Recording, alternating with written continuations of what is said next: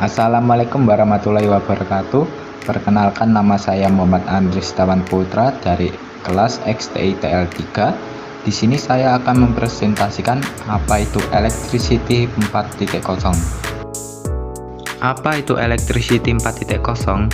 Electricity 4.0 adalah konsep yang menggabungkan digitalisasi dan listrik untuk menyediakan energi pintar yang berkelanjutan.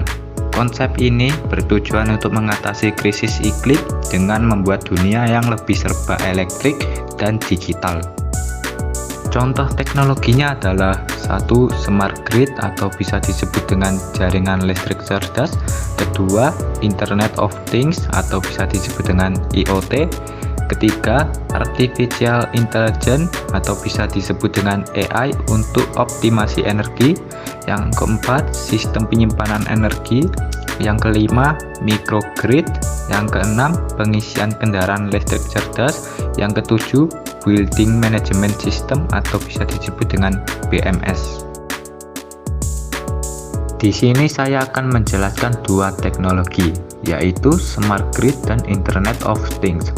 Yang pertama, smart grid, sistem jaringan listrik yang menggunakan teknologi digital untuk mendeteksi dan merespon perubahan dalam permintaan energi. Yang kedua, Internet of Things, memungkinkan perangkat dan sistem energi terhubung untuk memantau, mengendalikan, dan mengoptimalkan penggunaan energi secara real time. Smart grid. Smart grid yang biasanya saya temukan adalah smart home. Smart home adalah pengaturan rumah yang nyaman di mana peralatan dan perangkat dapat dikontrol secara otomatis dari jarak jauh atau dari mana saja dengan koneksi internet. Contohnya adalah smart wall switch. Biasanya saya temukan di rumah-rumah. Smart wall switch adalah saklar yang terhubung dengan jaringan rumah dan dapat mengendalikan peralatan elektronik di rumah. Berikut penjelasan mengenai smart wall switch. Berikut adalah komponen smart wall switch. Yang pertama adalah sensor yang berfungsi untuk mendeteksi kondisi tertentu dan melakukan sesuatu tindakan secara otomatis. Yang kedua adalah layar sentuh yang bisa mendeteksi sentuhan. Yang ketiga adalah konektivitas IoT yang bisa menghubungkan berbagai perangkat elektronik. Yang keempat, pencahayaan cerdas yang bisa mengendalikan pencahayaan dari jarak jauh.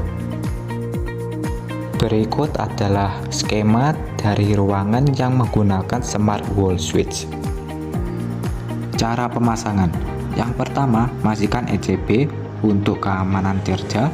Yang kedua, sediakan tempat untuk pemasangan wall switch atau buka saklar yang lama. Yang ketiga, buat kedudukan di dinding sebagai tempat pemasangan inbound dus. Yang keempat, masukkan inbound dus ke bagian dalam dinding. Yang kelima, tentukan kabel sesuai slot yang terdapat di bagian belakang wall switch. N untuk kabel netral, L untuk kabel live, L1, L2, L3 untuk kabel lampu, dan E untuk kabel earth atau ground. Bisa dilihat di gambar tersebut. Yang keenam, longgarkan skrup slot wall switch untuk pemasangan kabel. Yang ketujuh, buka penutup wall switch dengan opening minus. Yang kedelapan, masukkan kabel ke dalam slot kabel pada wall switch dan kencangkan skrup tiap slot. Yang kesembilan, pasang wall switch pada inbound dus yang ada di dinding. Kencangkan skrup penahan wall switch dengan inbound dus. Yang ke-10, pasang kembali penutup wall switch. Yang ke-11, nyalakan kembali MCB. Yang ke-12, jika lampu indikator pada tombol on off wall switch sudah berkedip, silakan lanjut ke prosedur penyambungan perangkat dengan aplikasi. Jika lampu belum berkedip, tekan tombol wall switch selama 15 detik sehingga berkedip. Lalu lanjutkan ke prosedur penyambungan perangkat dengan aplikasi. Cara pengoperasian penyambungan perangkat dengan aplikasi. Yang pertama, unduh aplikasi Bharti Smart Home dari Play Store atau App Store pada perangkat Anda. Yang kedua, lakukan registrasi untuk membuat akun dengan menggunakan alamat email atau nomor telepon Anda. Yang ketiga, Anda akan masuk pada bagian home untuk pertama kali. Tekan tombol plus pada bagian kanan atas layar untuk menambahkan perangkat. Yang keempat, Anda akan tiba pada menu Add Manually. Pilih perangkat yang ingin Anda sambungkan. Yang kelima, pastikan perangkat Anda sudah hidup. Jika lampu indikator pada perangkat sudah berkedip dengan cepat, tekan tombol confirm indikator rapidly blink. Jika lampu indikator pada perangkat tidak berkedip, tahan tombol reset pada perangkat selama 5 detik. Setelah lampu indikator pada perangkat berkedip dengan cepat, tekan tombol confirm indikator rapidly blink. Yang keenam, masukkan WiFi dan password WiFi Anda, lalu tekan tombol confirm. Yang ketujuh, tunggu proses penyambungan WiFi, smartphone, serta perangkat Anda. Yang kedelapan, setelah muncul pemberitahuan device add successfully, Anda dapat mengubah nama perangkat jika mau. Lalu tekan tombol complete. Yang kesembilan, kendalikan perangkat dengan fitur-fitur yang tersedia dalam aplikasi.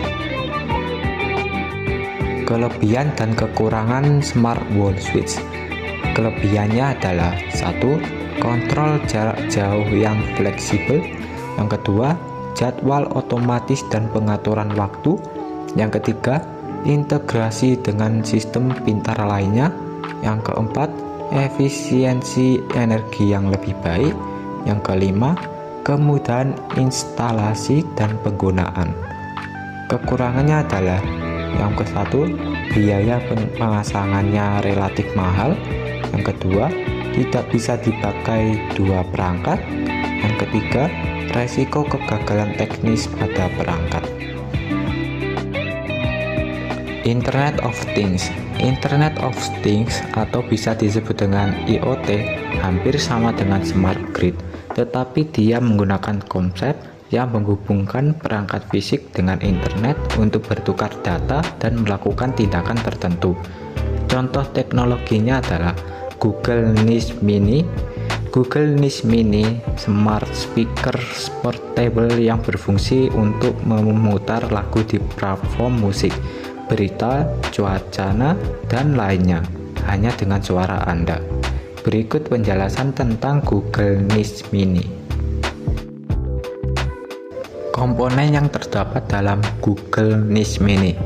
Yang pertama adalah speaker dan mikrofon, kedua sensor ultrasonik, ketiga kontrol touch sensor kapasitif, yang keempat driver 40 mm, yang kelima teknologi Google Assistant dengan fitur voice match, yang ketujuh 3 mikrofon jarak jauh.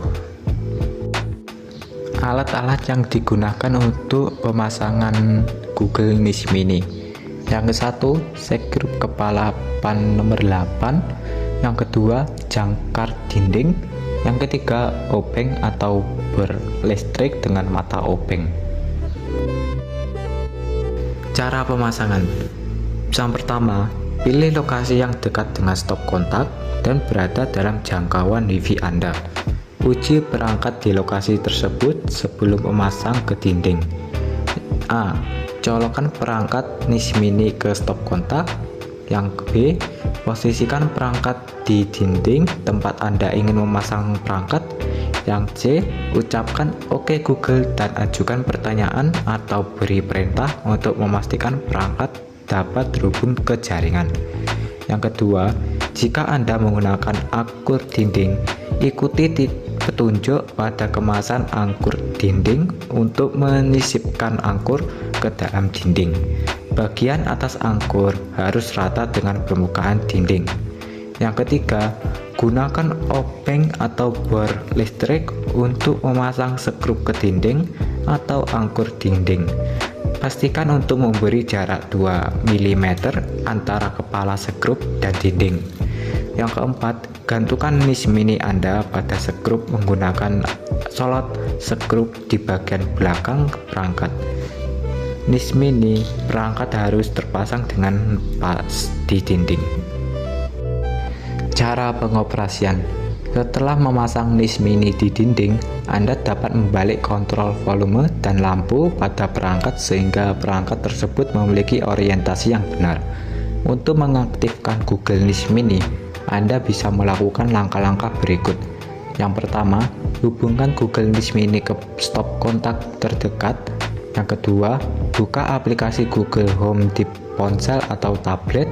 Yang ketiga, pastikan perangkat seluler terhubung ke jaringan WiFi yang sama dengan Google NIS Mini. Yang keempat, ketuk mulai di aplikasi. Yang kelima, konfirmasikan akun Google yang ingin Anda tautkan, lalu ketuk OK.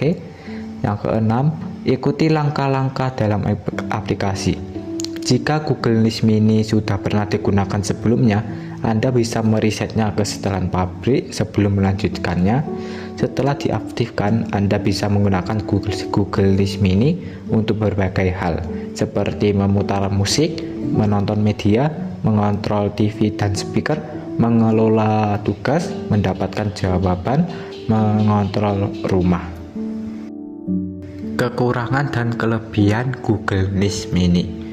Kelebihannya adalah kualitas suara, yang kedua kompatibilitas, ketiga desain, keempat audio multi ruangan, kelima akses ke berbagai layanan.